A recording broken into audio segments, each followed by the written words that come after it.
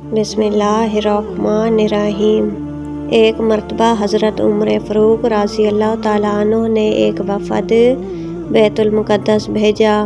وہ وفد کوئی عام آدمیوں کا نہیں بلکہ صحابہ کرام علیہم الرضوان کا وفد تھا۔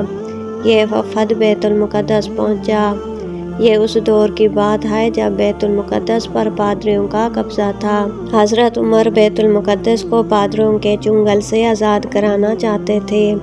صحابہ کرام علیہم الرضوان نے پادریوں سے کہا کہ ہم امیر المومنین حضرت عمر فاروق کی جانب سے یہ پیغام لائے ہیں کہ تم لوگ جنگ کے لیے تیار ہو جاؤ۔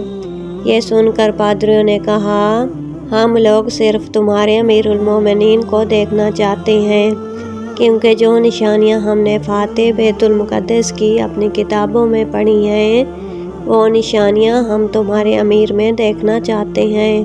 اگر وہ نشانیاں تمہارے امیر میں موجود ہوئیں تو ہم بغیر جنگ و جدل کے بیت المقدس تمہارے حوالے کر دیں گے۔ یہ سن کر مسلمانوں کا یہ وفد حضرت عمر فاروق کی خدمت میں حاضر ہوا اور سارا ماجرا آپ کو سنایا۔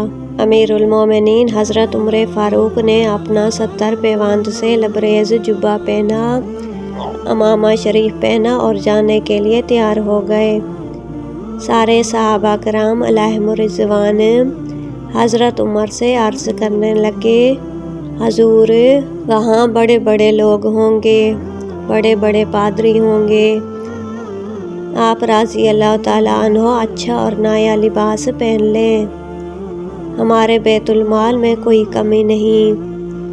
انسانی فطرت کا بھی یہی تقاضا ہے کہ جب بندہ کوئی بڑی جگہ جاتا ہے تو وہ اچھا لباس پہنتا ہے تاکہ اس کا وقار بلند ہو۔ مگر اللہ اکبر، صحابہ کرام علیہم الرضوان کی یہ بات سن کر فاروق اعظم رضی اللہ تعالیٰ عنہ کو جلال آ گیا اور فرمانے لگے کہ کیا تم لوگ یہ سمجھے کہ عمر کو عزت حکومت کی وجہ سے ملی ہے یا اچھے لباس کی وجہ سے ملی ہے؟ نہیں، عمر کو عزت حضور کی غلامی کی وجہ سے ملی ہے۔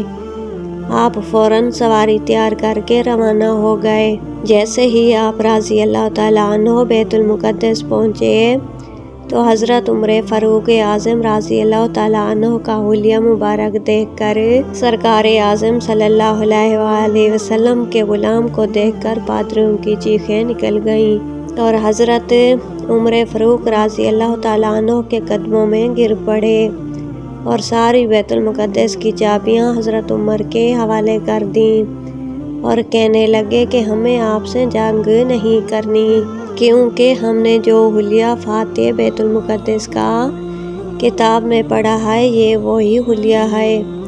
اس طرح بغیر جنگ کے بیت المقدس آزاد ہو گیا۔